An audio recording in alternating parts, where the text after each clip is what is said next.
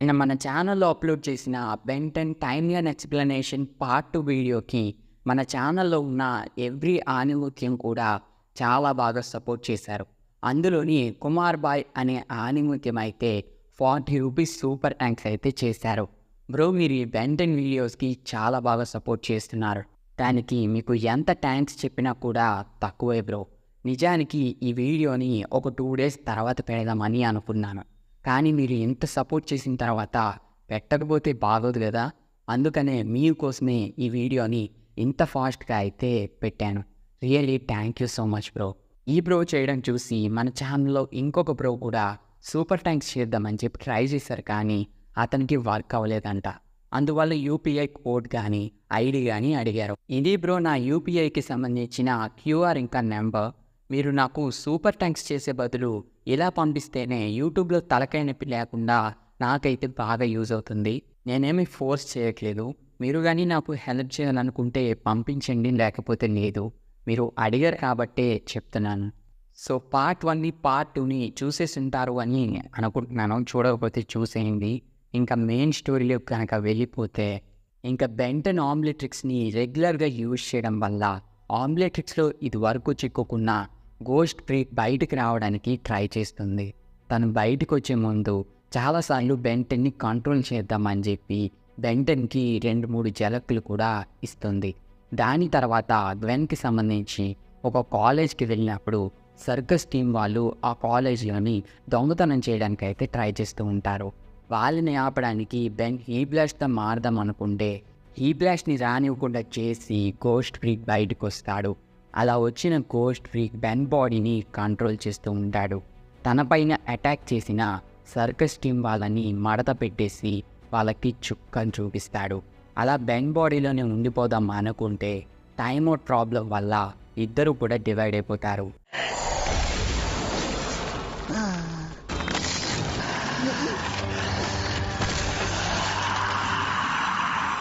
Ben ఏమో చూసి shock అయిపోతాడు. నువ్వు నేనే కదా బయటికి ఎలా వచ్చావు అని చెప్పి. దానికి గోస్ట్ ఫ్రీక్ ఏమో నేను నువ్వు కాదు, నేనే, నా పేరు జిన్స్కేర్ అని చెప్పి తన బ్యాక్ స్టోరీ మొత్తాన్ని కూడా ఎక్స్ప్లెయిన్ చేస్తాడు. ఆమ్లెట్రిక్స్‌ని దక్కించుకుందామనే ప్రాసెస్‌లోని ఆమ్లెట్రిక్స్‌లోని చిక్కుకున్నాను. నేను బయట తిరగడానికి నీ బాడీ, నేను పవర్ఫుల్‌గా మారడానికి నాకు నీ ఆమ్లెట్రిక్స్ కావాలి అని చెప్పి వెంట పెడతాడు. బెన్ ఏమో తనకి ఇవ్వడు. ఆ తర్వాత అక్కడున్న సర్కస్ టీంలోకి దూరి బెన్ పైకి అటాక్ చేస్తాడు. కానీ బెన్ ఏమో 4 ఆర్మ్స్‌గా మారి వాళ్ళని అడ్డి విరగొడతాడు. అలా సన్ని యూజ్ చేసుకుని బెన్ ఏమో గోస్ట్ ఫ్రీక్‌ని చంపేశా అని చెప్పి అనుకుంటాడు.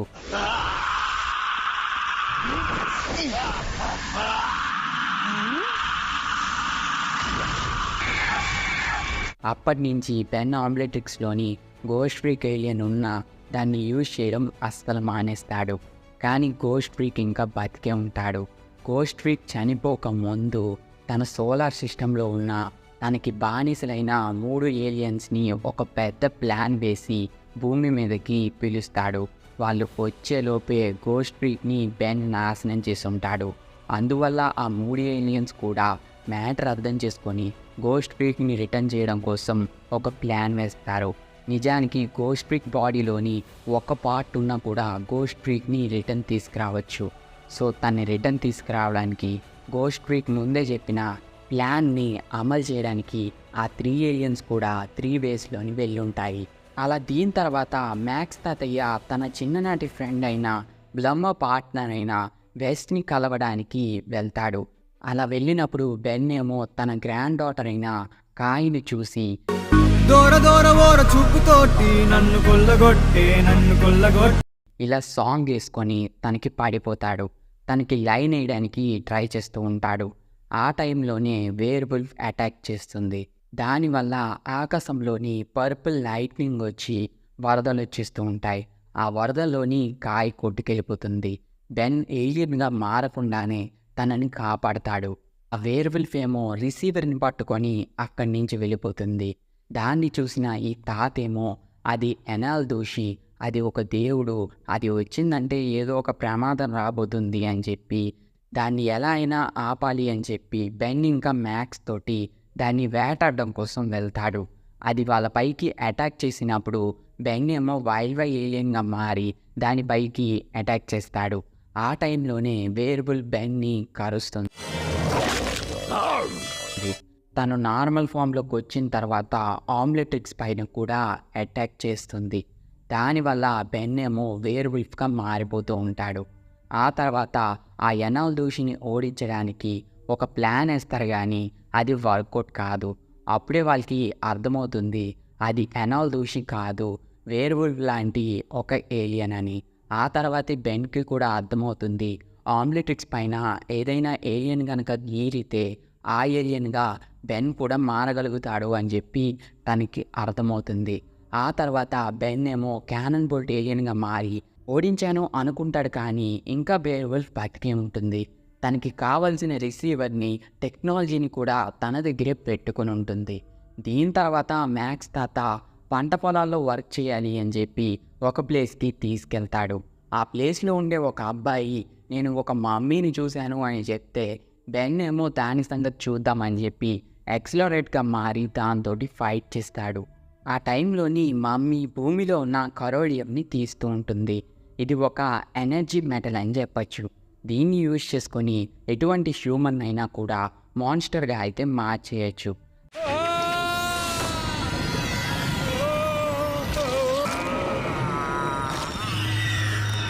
అలా బెన్తో ఫైట్ చేస్తున్న మమ్మీ అక్కడి నుంచి ఎస్కేప్ అవుతుంది.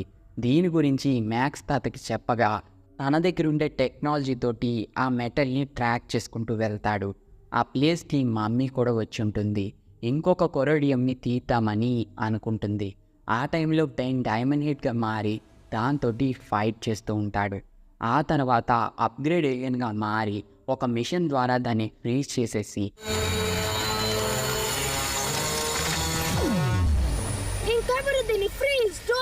ఆ ప్లేస్లోనే ఆ కొరోడియం తోటి దాన్ని పాతి పెట్టేస్తాడు. అలా అక్కడి నుంచి వాళ్ళు వెళ్ళిపోయిన తర్వాత అక్కడికి వేర్వుల్ఫ్ వచ్చి మమ్మీని విడిపిస్తాడు.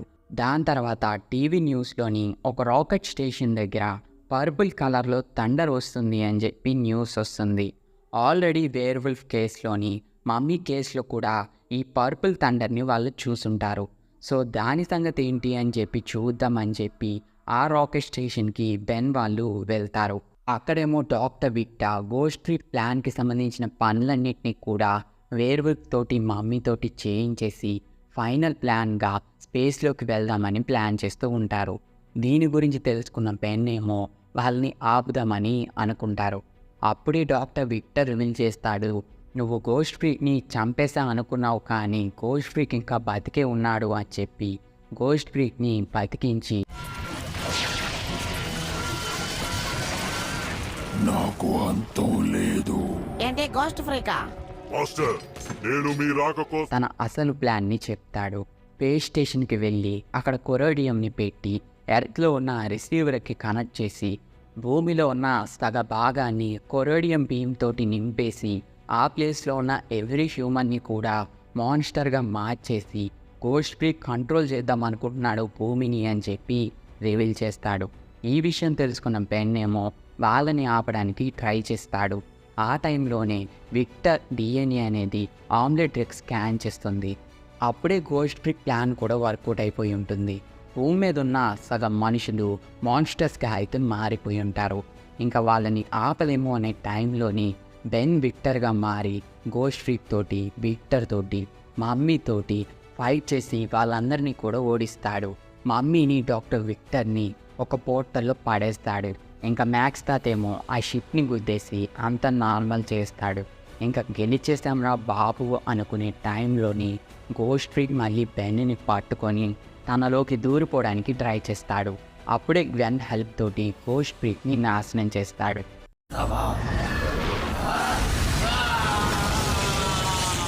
అలా నాశనం చేసేటప్పుడు ఆమ్లెట్రిక్స్ మళ్ళీ కూడా గోస్ట్ ఫ్రీక్ డిఎన్ఏని స్కాన్ చేస్తుంది. అందువల్ల గోస్ట్ ఫ్రీక్ చనిపోయినా కూడా ఆమ్లెట్రిక్స్లోని ఇంకా బతికే ఉంటాడు. దాని తర్వాత ఆమ్లెట్రిక్స్ ఎర్త్ మీదకి రావడానికి మెయిన్ రీజన్ అయిన జైలిన్ ఆమ్లెట్రిక్స్ భూమి మీదకి వచ్చినప్పుడు తను కూడా భూమి మీదకి వచ్చి హైబర్నేషన్లోకి వెళ్ళిపోతుంది. అలా తను మళ్ళీ లెగుస్తుంది. తను లేవడం వల్ల విలియమ్స్ పంపించిన రోబోట్ కూడా లెగుస్తుంది. ఈ రోబోట్ అనేది నార్మల్ రోబోట్ కాదు. దానికి ఎటువంటి టెక్నాలజీ దొరికినా దాన్ని చాలా అడ్వాన్స్డ్‌గా మార్చేసుకొని తన బాడీలోకి కలిపేసుకుంటూ ఉంటుంది. అలా జైలిన్ మ్యాక్స్‌ని కలుస్తుంది. మ్యాక్స్ తాత ప్లంబర్‌గా వర్క్ చేసినప్పుడు తిను తన గర్ల్ ఫ్రెండ్ అనమాట. అందువల్లే కొంచెం రొమాంటిక్‌గా ఉండడానికి ట్రై చేస్తుంది. అలాగే బెన్‌కి మ్యాక్స్ తాత కోసమే ఆమ్లెట్రిక్స్ క్రియేట్ చేశారని, నీ కోసం కాదు అని చెప్పి ఎక్స్‌ప్లెయిన్ చేస్తుంది. దాని తర్వాత తన ప్లానెట్‌కి సిగ్నల్ పంపిస్తుంది.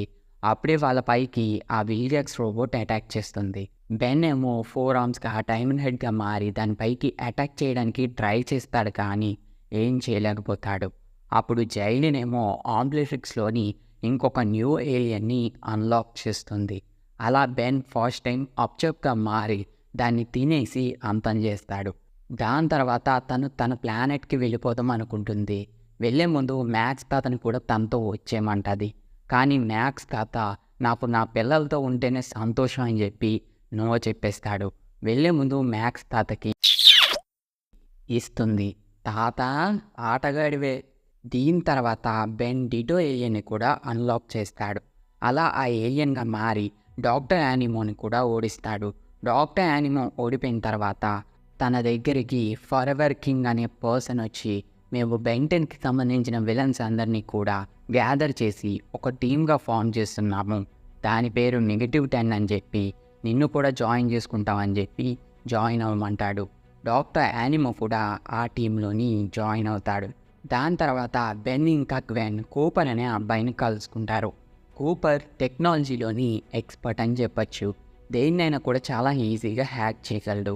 అప్పుడే మ్యాక్స్ తాతకి ఒక సిగ్నల్ వస్తుంది. ప్లంబర్ హెడ్ క్వార్టర్స్లోని ఎవరో అటాక్ చేశారు అని చెప్పి తెలుస్తుంది. సో అదేంటి అని చెప్పి బెన్ వాళ్ళేమో అక్కడికి వెళ్తారు. అక్కడేమో ఈ సర్కస్ టీం వాళ్ళు ఈ పొట్టోడు కలిసి ఆ ఛాంబర్లో ఉండే ఒక కీని దొంగలిస్తారు. సేమ్ టైం ఇంకొక ప్లంబర్ బేస్లో కూడా డాక్టర్ యానిమో, చామ్ క్యాస్టర్ ఈ పిచ్చి పిల్ల కలిసి ఇంకొక కీని దొంగతనం చేస్తారు. బెన్ ఏమో డైమండ్ హెడ్గా మారి ఆపడానికి ట్రై చేస్తాడు కానీ అవ్వదు. దాని తర్వాత ఈ 2 కీస్ని యూజ్ చేసుకొని ఏం చెయ్యొచ్చు అని చెప్పి మ్యాక్స్ తాత ఎక్స్ప్లెయిన్ చేస్తాడు. ఈ 2 కీస్ని కూడా యూజ్ చేసుకొని సబ్ ఎనర్జీని తీసుకోవచ్చు. అది అంటే సూర్యుడి కన్నా పవర్ఫుల్గా ఉంటుంది అని చెప్పి ఎక్స్ప్లెయిన్ చేస్తాడు. సో ఆ సబ్ ఎనర్జీ ఉండే ప్లేస్కి వెళ్ళిన తర్వాత అక్కడేమో -10 బెన్ పైకి అటాక్ చేయడానికి రెడీగా ఉంటారు.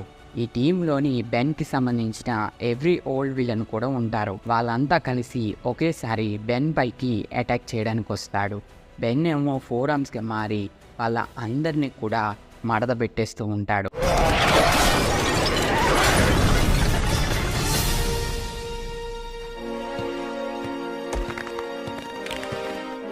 అలా వాళ్ళు కూపర్ హెల్ప్ తోటి లోపలికి వెళ్ళిపోతారు. -10ని లోపలికి రానివ్వకుండా చేద్దాం అనుకుంటారు కానీ వాళ్ళు ఎలాగో ఒకలాగా లోపలికి వచ్చేస్తుంటారు. అప్పుడే బెన్ హైగై అనే ఏలియన్ని అన్లాక్ చేసి తాతయ్య గ్వెన్తో కలిసి -10 తోటి ఫైట్ చేస్తాడు.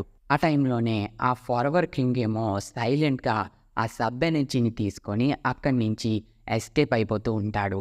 బెన్ ఏమో తన్ని ఫాలో అయ్యి అబ్జర్వ్ ఏలియన్గా మారి ఆ సబ్ ఎనర్జీని మింగేసి తన్ని చంపేస్తాడు. ఆ తర్వాత బెంటెన్ హాలిడేస్ అనేవి అయిపోయి ఉంటాయి. సో గ్రాండ్పా మ్యాక్స్ ఏమో మళ్ళీ బెన్ని తీసుకెళ్ళి వాళ్ళ ఇంటి దగ్గర వదిలేస్తాడు. ఆమ్లెట్రిక్స్ గురించి బెన్ వాళ్ళ పేరెంట్స్కి చెప్పడు. అందువల్ల సమ్మర్ వెకేషన్స్లోని హీరో లైఫ్కి బాగా దగ్గరైపోయిన అలవాటు పడిపోయిన బెన్ ఏమో ఇంట్లో నార్మల్ లైఫ్ని లీడ్ చేయడానికి చాలా కష్టపడుతూ ఉంటాడు. డైలీ స్కూల్కి వెళ్ళడం, చదువుకోవడం, హోంవర్క్లు రాయడం ఇవన్నీ కూడా బెన్కి నచ్చవు. అలా బెన్ ఒకసారి స్కూల్కి వెళ్ళినప్పుడు నల్వాయిడ్ నుంచి తప్పించుకుని వచ్చిన విల్గాక్స్ తన రోబోట్స్ తోటి స్కూల్ పైకి అటాక్ చేయిస్తూ ఉంటాడు.